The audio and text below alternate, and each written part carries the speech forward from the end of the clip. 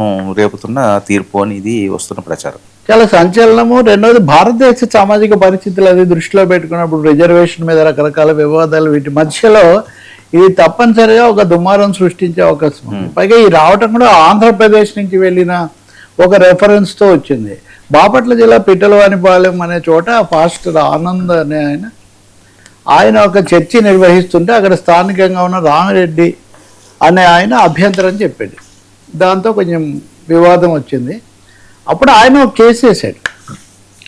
ఈ విధంగా చేయడము, మాకు ఆటంకాలు కల్పించడము, ఎస్సీ ఎస్టీ అట్రాసిటీస్ దీని కింద దళితులను ఇచ్చేయటము అని అత్యాచారాల చట్టం కింద.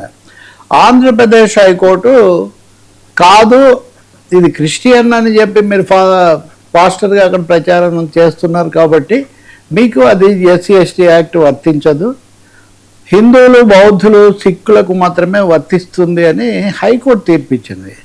హైకోర్టు తీర్పు మీద ఆయన సుప్రీంకోర్టుకి వెళ్ళారు.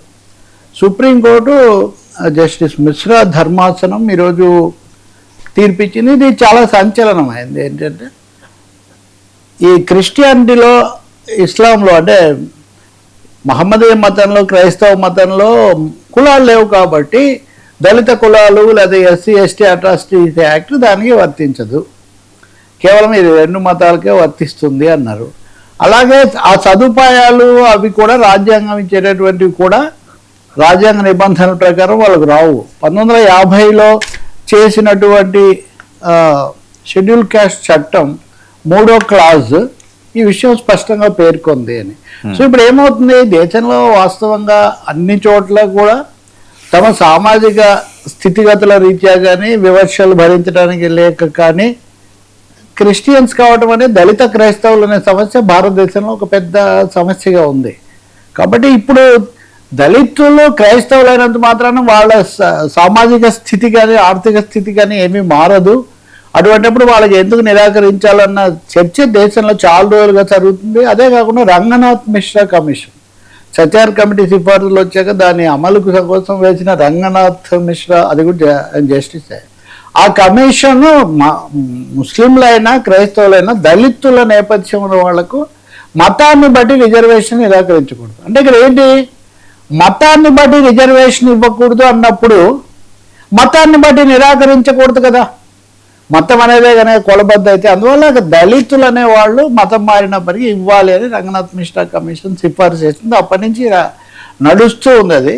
ఇప్పుడు సుప్రీంకోర్టు ఈ సమస్య రిజర్వేషన్ సమస్య కాదు కానీ ఆ హోదా, ఆ ప్రతిపత్తి, ఆ సదుపాయాలు కేవలం వీళ్ళకు మటుకే వర్తిస్తాయి అని చెప్పింది. 2007లో అప్పుడున్న ప్రభుత్వం మటుకు వాళ్ళకు కూడా దళిత క్రైస్తవులకు కూడా ఇవ్వాలన్న పద్ధతిలో వాళ్ళు మాట్లాడడం, కొంతమంది సవాల్ చేయటం అయింది.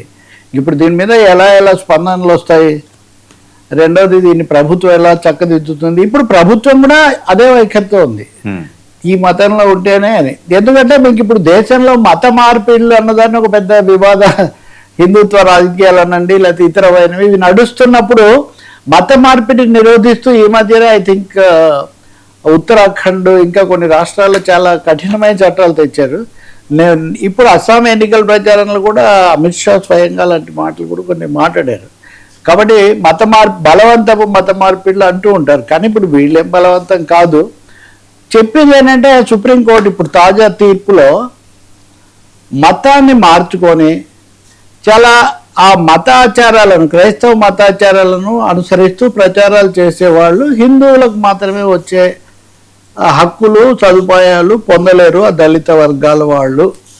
అందులోకి వెళ్ళిన తర్వాత కూడా మేము ఇంకా ఇదిగో పలానా హిందూ మాదిగా అని మీరు క్లెయిమ్ చేయలేరు అనేటటువంటి మాట చెప్పింది. మీకు ఇప్పుడు ఆంధ్రప్రదేశ్ శాసన మండలిలో మొన్న జరిగిన ఒక చర్చ కూడా గుర్తొస్తుంది. ఇది అచ్చెన్నాయుడు మోషన్ రాజు చైర్మన్ ఆయన వ్యాఖ్యానించడం, తర్వాత మోషన్ రాజు అక్కడి నుంచి నేను హిందువును, నేను క్రైస్తవంలోకి మారలేదు అని చెప్పడం. అంటే అధికారికంగా చట్టబద్ధంగా రాజ్యాంగబద్ధంగా మారారా లేదనేది ఒకటి, వాళ్ళు అనుసరించే ఆచారాలు పద్ధతులు క్రతువులు ఇవిగా ఉన్నాయనేది ఒకటి. కాబట్టి ఖచ్చితంగా చెప్పాలంటే సామాజిక కోణంలో మతం మారినా వాళ్ళ బతుకులు ఏం మారలేదు కాబట్టి వాళ్ళకి సదుపాయాలు ఉండాలని ఎవరైనా కానీ చెప్తారు హేతుబద్ధంగా. కానీ ఇప్పుడు సుప్రీంకోర్టు ఇచ్చిన తీర్పు మీద మళ్ళీ వెళ్తారా, ఏం జరుగుతుంది మనం ఒకటి చూడాలి.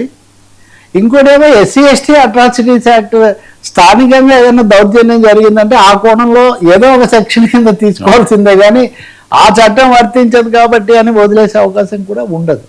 ఎనివే ఈ కేసులో మటుకు సుప్రీంకోర్టు ఆంధ్రప్రదేశ్ హైకోర్టు అప్పుడు ఇచ్చిన తీర్పును ధృవీకరించిందని చెప్పాలి. ఇంకా చర్చ బహుశా మొదలవుతుంది. పార్లమెంట్ కూడా ఎలాగో సెషన్లో ఉంది కాబట్టి ఎవరైనా దీన్ని ప్రస్తావించవచ్చు. ఇది చాలా కీలక. ఎన్నికల సమయంలో రావటం కూడా గుర్తించాలి.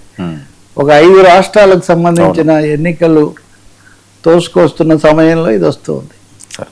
సార్, పార్లమెంట్ సీట్ల పెంపు, జమిలీ మహిళా రిజర్వేషన్ నిజంగా జరుగుతాయా అని ఒక అనుమానం. ఖచ్చితంగా 34లో జమిలీ ఎన్నికలు వస్తాయని చెప్పి జరుగుతున్న ప్రచారంలో.